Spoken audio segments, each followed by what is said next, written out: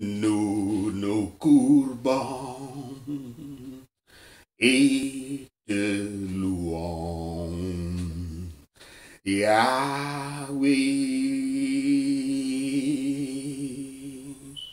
Nous nous courbons et te louons, Yahweh. Yahweh, Yahweh, Yahweh,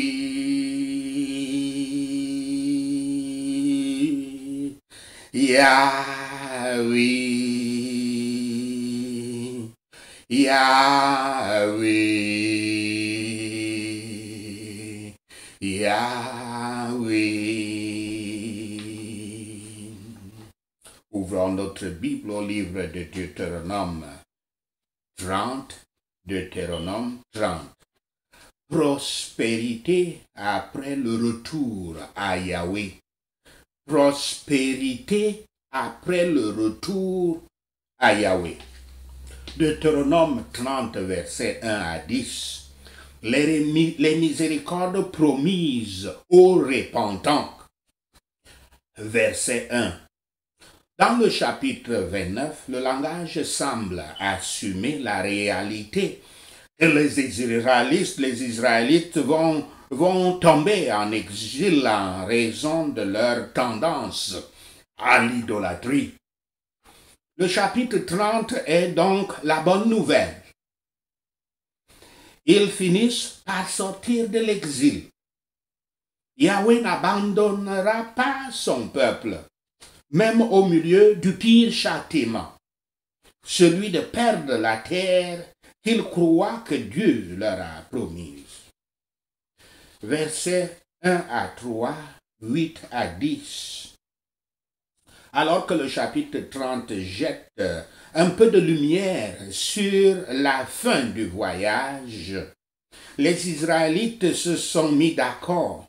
Leur repentir de l'idolâtrie sera suffisant pour rétablir tous les effets. Pour cette raison, Yahweh lui-même intervient et avec une douce compassion, rassemble la nation et ramène les gens dans leur pays. Cette restauration sera un temps de prospérité spirituelle, plus grand que jamais connu par la nation d'Israël. Pendant ce temps, Dieu fera un miracle qui changera la fortune du peuple pour toujours. Verset 6. Yahweh va s'occuper du cœur des gens, du cœur des Israélites ici. La source même du problème qui est traité tout au long de la Bible. Dieu promet de circoncire le cœur, parce que la mauvaise interprétation de la circoncision a été toujours physique, couper la peau. Circoncire le cœur. La circoncision est l'exigence que Yahweh a faite à Abraham. Mais les Juifs en particulier, eux, ils ont compris que c'est seulement la circoncision physique. C'était l'une des façons dont les Hébreux devaient se séparer des nations qui les entouraient. Ici, l'idée de la circoncision est utilisée comme une image de Dieu qui revendique les cœurs des gens pour eux-mêmes, les marquant irrévocablement. Il leur donnera une nouvelle volonté d'obéir. Avec ce nouveau cœur, ils éprouveront la bénédiction abondante qui vient de l'obéissance. En fait, le but ultime de l'alliance de Yahweh est de créer ce nouveau cœur. Toute la communion avec Dieu. Le christianisme, quand on dit que le christianisme n'est pas une religion, mais une relation. Pour établir cette relation, tout repose sur la conversion du cœur. Dieu est au travail dans la vie de cette nation, dans la vie de la communauté des chrétiens, seulement pour leur donner, non seulement pour leur donner la terre, qui est les choses matérielles du monde, mais pour leur donner un cœur qui lui obéira, comme cela est dit dans Jérémie 31, verset 33, Ézéchiel 36, verset 24 à 32. Verset 7. Lorsque cette restauration se produit, tous les ennemis d'Israël recevront toutes les malédictions mentionnées dans ce livre, dans le Pentateuque en général. Dans ce chapitre donc, il est clair que la miséricorde de Dieu est en réserve pour Israël dans les derniers jours. Ce passage se réfère aux avertissements prophétiques des 2 derniers chapitres. Vous avez lu les 2 derniers chapitres, bénédiction contre l'obéissance, malédiction contre la désobéissance. Ces 2 chapitres qui ont été principalement accomplis dans la destruction de Jérusalem en l'an 70, 37 ans après la mort du Christ. Donc, destruction de Jérusalem par les Romains et dans leur dispersion jusqu'à nos jours. Parce que les Israélites sont partout dans le monde. Ils avaient été dispersés partout dans le monde. Les Israélites ne se trouvent pas dans un pays particulier et encore moins dans ce pays qui porte le nom Israël aujourd'hui. Les Israélites sont partout, ils sont en Afrique, ils sont en Asie, ils sont en Europe.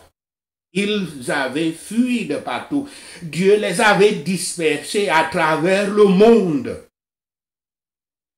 Et il ne fait aucun doute que la promesse prophétique contenue dans ces versets reste encore à venir. La nation juive sera dans une période future, peut-être pas très éloignée, convertie à la foi du Christ. Et pense-t-il, beaucoup se sont installés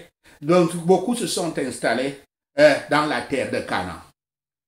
Encore une fois, je répète, ceux qui sont installés sur la terre de Canaan aujourd'hui, dans l'état appelé Israël, ce sont les Juifs. Les Juifs, c'est les membres de la religion du judaïsme. Ils ont des difficultés eux-mêmes à prouver qu'ils ont une descendance hébreuse. La réalité, je le répète, c'est que les Hébreux s'étaient dispersés à travers le monde, en commençant par la dispersion qui était même la politique même des Assyriens. Quand on a pris les 10 tribus du Nord, on les a dispersés, les Assyriens les avaient dispersés à travers leur empire. La deuxième dispersion, c'est leur fuite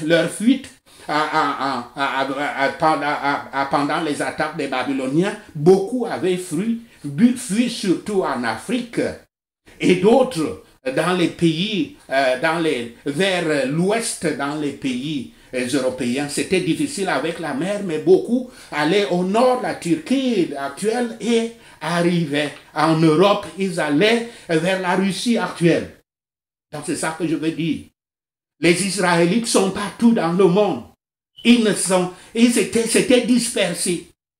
il y a seulement une minorité, celle qui était partie en exil à Babylone, une minorité parmi eux qui était retournée à l'époque du roi Cyrus, était retournée en Israël, en Judée.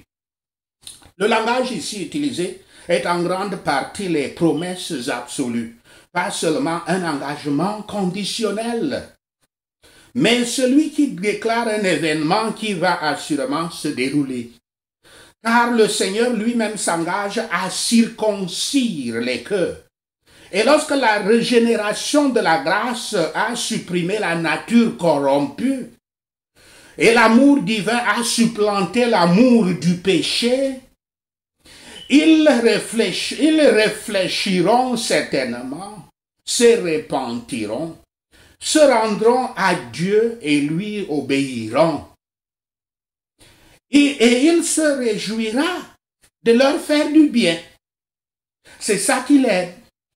Le changement qui leur sera apporté ne sera pas qu'extérieur ou ne se composera pas de simples opinions. Il atteindra leur âme. Il produira en eux une haine totale de tout péché et un amour fervent envers Dieu, en tant que Dieu réconcilié en Christ, Yahshua. Ils l'aimeront de tout leur cœur et de toute leur âme.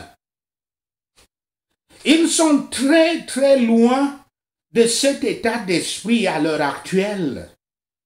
Mais aussi les meurtriers du Christ, Yahshua, le jour de la Pentecôte l'était, à la minute d'avant, qui est l'heure à laquelle il s'était converti à Dieu. Ceux justement qui avaient donné la mort à Christ. Ainsi sera au jour de la puissance de Dieu. Une nation doit naître dans un jour.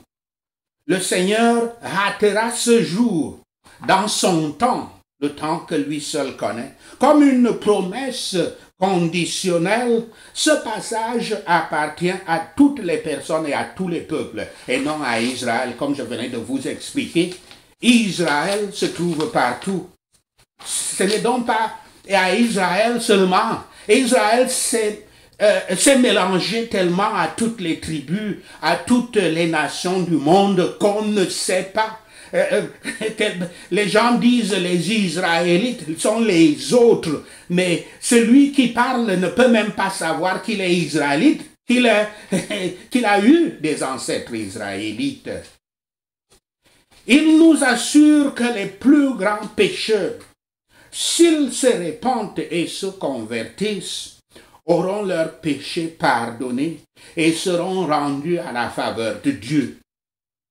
Pourtant, le Saint-Esprit nous enseigne aujourd'hui que la circoncision du cœur par Yahweh est un état que le croyant peut atteindre en utilisant sa volonté personnelle et en parcourant le processus du brisement, en construisant, ici je cite l'Écriture, en construisant une route pour Yahweh dans son cœur, à travers le nivellement du sol, où il y a les vallées, les terrains accidentés, les endroits escarpés, accidentés, des montagnes et des collines dans le cœur.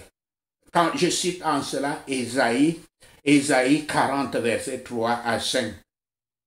Le croyant peut construire la route pour Yahweh dans son cœur pour que l'Esprit Saint entre et vienne habiter. Deutéronome 30, versets 1 à 14. Le commandement se manifeste. Versets 1 et 14.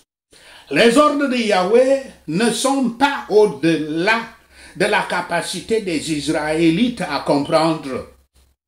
Bien que la loi ait une origine céleste, Dieu la révèle clairement à Israël directement. Israël n'avait pas besoin d'un interprète spécial avant qu'il puisse obéir à la loi. La loi n'est pas trop élevée pour toi. C'est dit en des termes, la loi n'est pas élevée pour toi. Elle n'est pas seulement connue de loin. Elle n'est pas confinée aux hommes éduqués. Elle est écrite dans vos livres clairement afin que celui qui dirige puisse la lire. C'est dans ta bouche, dans la langue communément utilisée par toi, dans laquelle tu l'entends lire et parle. Tu l'entends lire et parle à tes enfants couramment.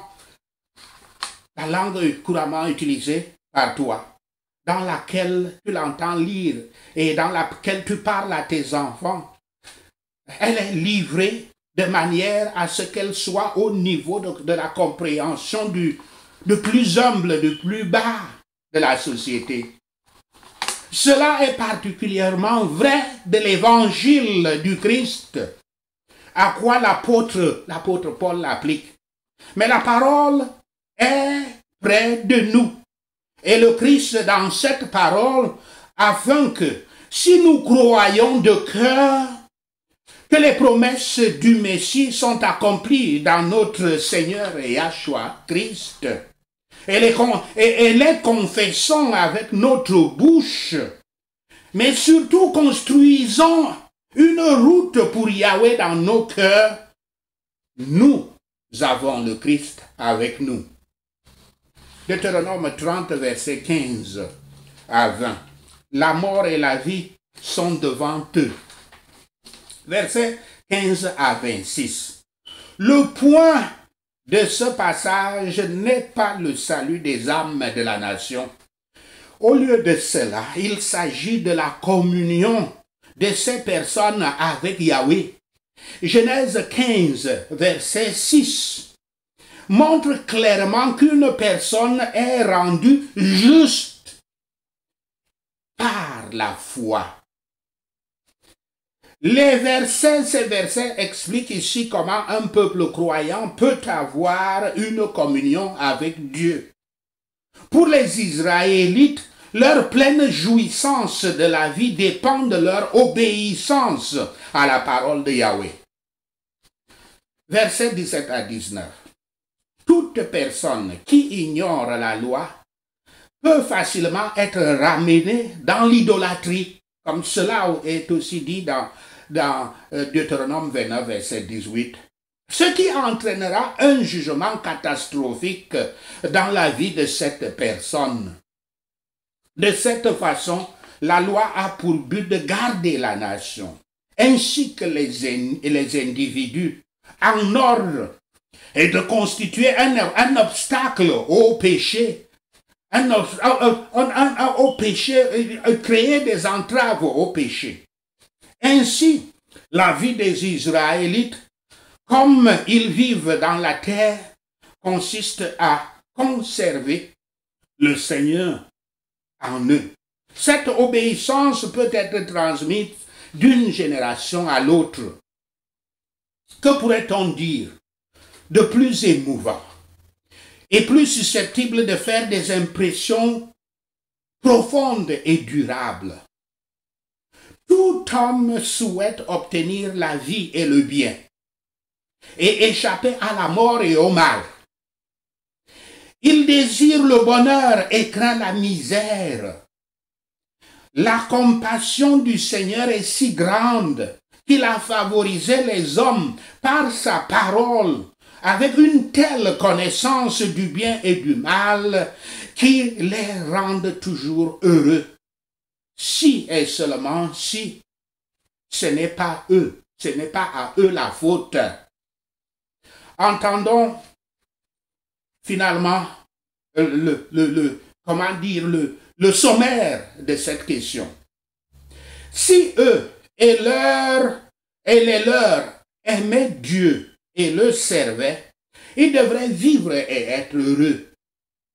Si eux ou leurs personnes doivent se détourner de Dieu, abandonner, s'ils se détournent de Dieu, abandonnent son service et adorent d'autres dieux, ce serait certainement leur ruine. Il n'y a jamais eu, depuis la chute de l'homme,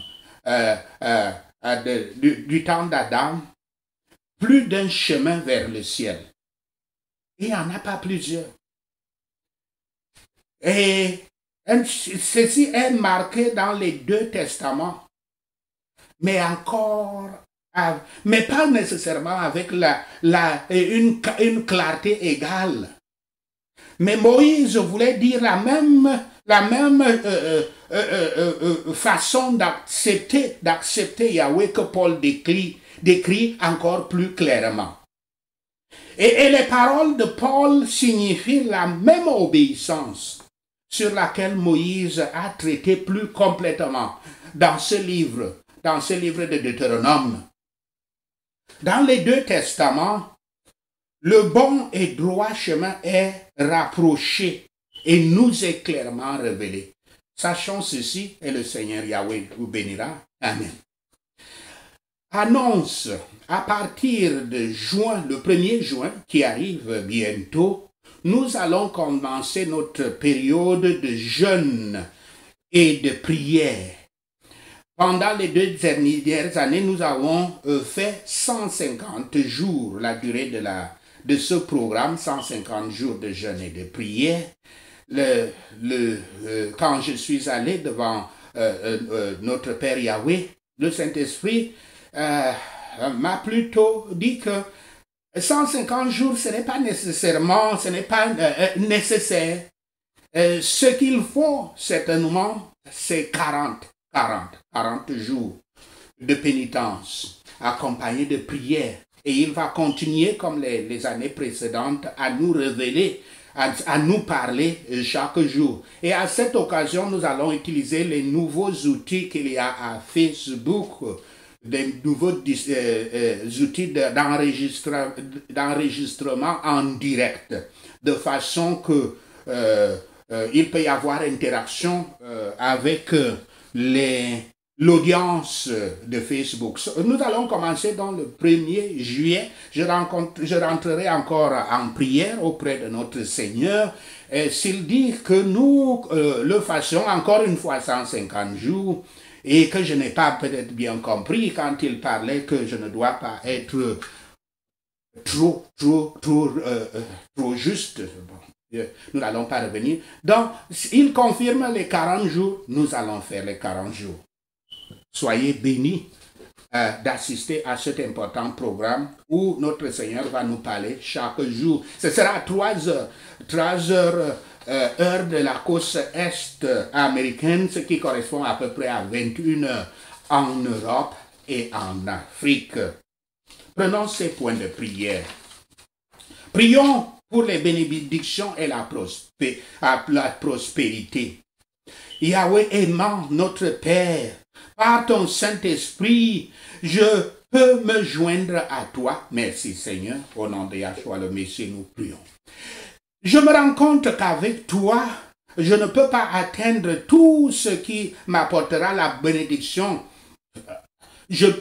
Avec toi, je peux atteindre tout ce qui m'apportera la bénédiction et la prospérité. Merci Seigneur, au nom de Yahshua le Messie, nous prions. Seigneur Yahshua, je crois tes paroles qui disent « Je suis la voie et la vérité et la vie. Aucun homme ne vient au Père que par moi. » Merci Seigneur, au nom de Yahshua le Messie, nous prions. Je demande que cela me soit donné. Le peu qu'un homme juste a est meilleur que ce que le plus riche possède. Merci Seigneur, Au nom de Yahshua le Messie, nous prions. Je te demande, Père aimant, que tu bénisses le peu que j'ai. Merci Seigneur. Au nom de Yahshua le Messie, nous prions. Afin de susciter de belles bénédictions et de la prospérité. Merci Seigneur. Au nom de Yahshua le Messie, nous prions. Je me souviens du miracle que Yahshua a accompli quand il avait regardé vers le ciel et avait béni les 5 pains d'orge et 2 petits poissons, et toute la multitude de personnes avaient été nourries et d'autres avaient des restes pour ramener à leur maison. Merci Seigneur. Au nom de Yahshua le Messie, nous prions. Rappelle-toi, cher Yahshua, et bénis le petit que je suis. Merci Seigneur. Au nom de Yahshua le Messie, nous prions. Merci Dieu Tout-Puissant pour tes miséricordes, ton amour, ta bonté. Merci Seigneur, au nom de Yahshua le Messie, nous prions. Je prie pour les autres qui ont besoin de ces mêmes bénédictions et de la prospérité. Merci Seigneur, au nom de Yahshua le Messie, nous prions. Je prie pour que tu entendes et répondes aux prières de tes chers enfants bien-aimés ici sur terre. Merci Seigneur, au nom de Yahshua le Messie, nous prions. Nous avons tous besoin de toi, Père Céleste, car tu es notre seul espoir en ce moment. Merci Seigneur, au nom de Yahshua le Messie, nous prions. Satisfaire les besoins des pauvres et les aider à construire une route pour toi dans leur cœur. Fais-le. Merci Seigneur, au nom de Yahshua.